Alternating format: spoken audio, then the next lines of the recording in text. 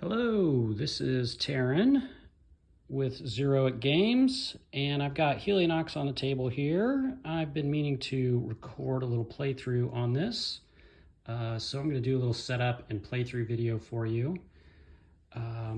Just jump right in. You can see I've got the rulebook open right here, so we can reference that as we go through. This rulebook is actually set up for episode 1. All the cards that you're going to need for episode 1 are going to have a little pack like this that's going to say episode 1 on it, and you'll find all the cards that you need. There'll be 3 separate sized cards, all that look like that. Once you open those packs, you'll see down in the corner of each card it'll tell you that is for episode 1. Eventually you'll get to other cards that say episode 2 on them. You won't use that for this particular episode. So what we're going to do as far as setup goes, we're just going to kind of follow through right here. This shows you the setup for episode 1. It says start with a soul hex that you're going to see right here. It's got the sun in the background. Actually, it says soul hex on it. Get the glare out of there. You can see next is our planet hexes. See, that's planet hex. Next, that's these 4 hexes that you see surrounding the soul hex. Those are essentially the different worlds that you can travel to. Throughout the game, the locations at each one of those hexes can change. So we'll talk a little bit more about that in a second. Let's see. So next we've got these score markers set up. That's these guys here. These are score markers. We've got the UFM organizer. The UFM is the United Factions Market. It's basically the market where you're going to buy all your cards. That's this item right here. And then you've got your marks up there. That's these guys right here. Just a supply of those handy. Then after that, you can see we move over to setting up the stuff for the opponent. That's going to be the plot and presence card that you see noted right there. So this is the plot card. See, it says plot up there at the top. This is the terminus plot, and that matches the terminus presence card. So the terminus is the name of the opponent in episode 1. They have both a presence and a plot card.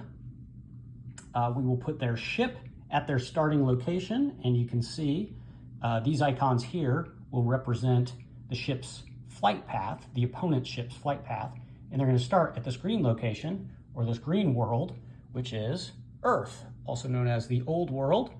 And so I have the opponent ship all set up there. That's the opponent ship. It's kind of this big purplish looking one.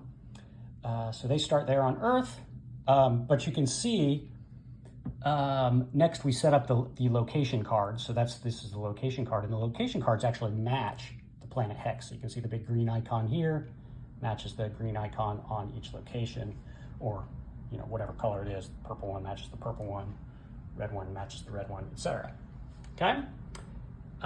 Next we've got, so you can see I skipped a couple of these here. So this was the presence, and I jumped over and showed you the locations. I just already have it set up. But some of these are, it's nice to follow, especially when you're first working on the game, when you're first setting it up, just kind of follow the way that it's set up in here by number. You'll see why later on. So next we set up the basic events. After we set up the presence card and the opponent ship, you've got basic events set up. That's these cards that you see right here. And there are 4 at each location. And then we set up the devastation deck, which is right here. It's actually going to be sitting on your presence card. You can see the presence card has some more information, or sorry, not the presence card, the plot card.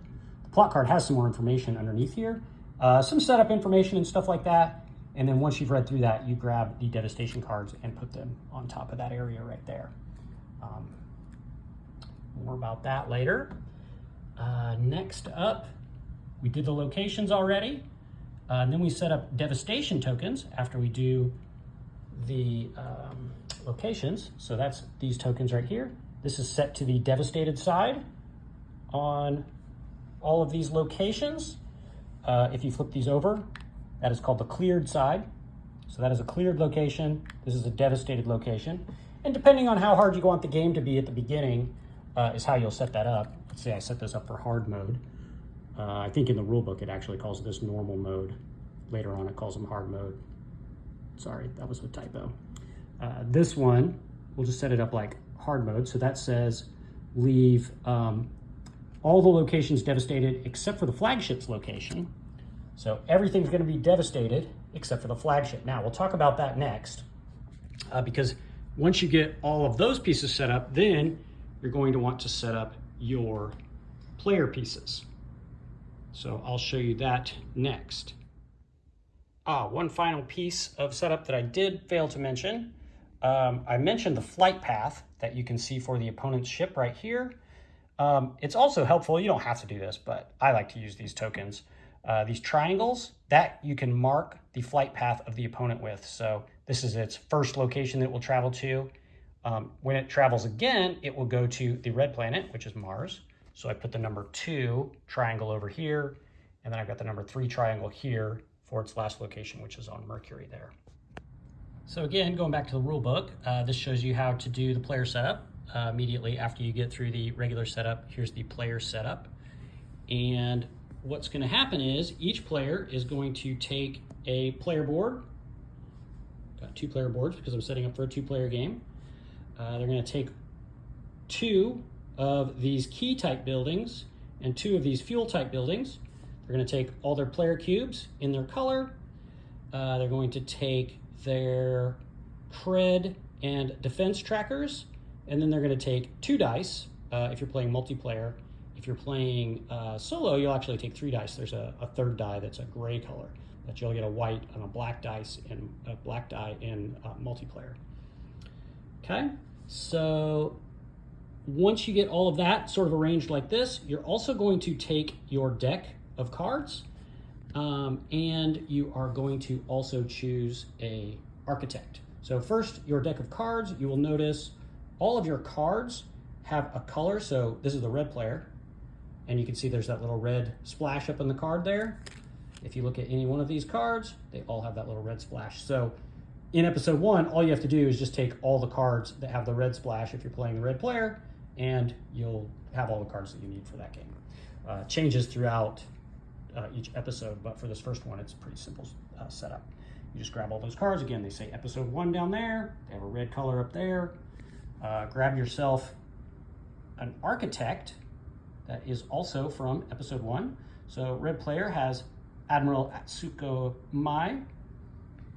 And what you're going to do is put each of these cards, you're going to shuffle them up and draw 5 cards. So there's my hand of 5 cards for Atsuko. And this is my 5 cards that I have for my other player here. I've chosen Lysira for this player. And there is Lysira's 5 cards. Additionally, I've chosen Lysira as the first player and given Lysira the flagship. So this is what I was talking about earlier with the devastation. After you've chosen your architect, you can see your architect has a starting location. So Lysira starts on the moon. That's why I have the blue ship here. I laid the blue ship down. You can see when I pick these up, I don't know. I guess that's not too bad. I was trying to make sure you could see the colors on these, but I'll go ahead and stand these up. This is where Atsuko starts here on Mars with her red ship. And the reason that that's important, especially at the beginning of the game, the flagship player's location begins the game not devastated. So it is switched to the cleared side. And that'll make more sense what that means here shortly. Let's see, any other stuff? Oh yeah, the other thing that you need to do after you've placed your ships at their locations, then you also get a starting bonus. So you can see that's right here. It says, you know, this is where your starting location is, the purple planet for Lysira. And then this is Lysira's starting bonus. Lysira actually starts with 1 fuel.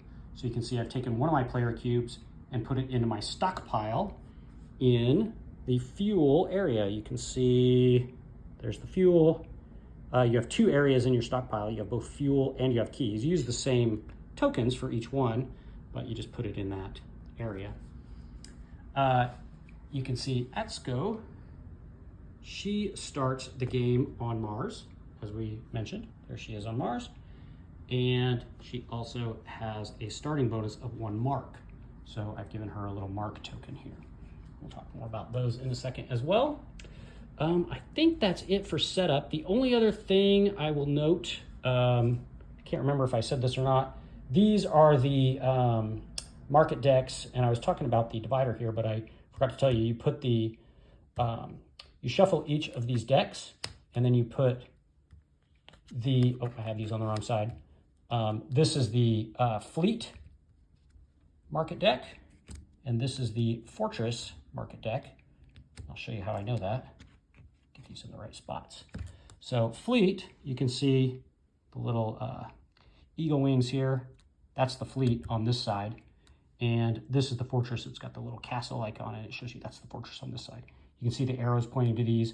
These also begin the game if you're playing on hard mode in their devastated state. Okay. All right, I think that's everything for setup. So I'm going to go ahead and move on to playing the game.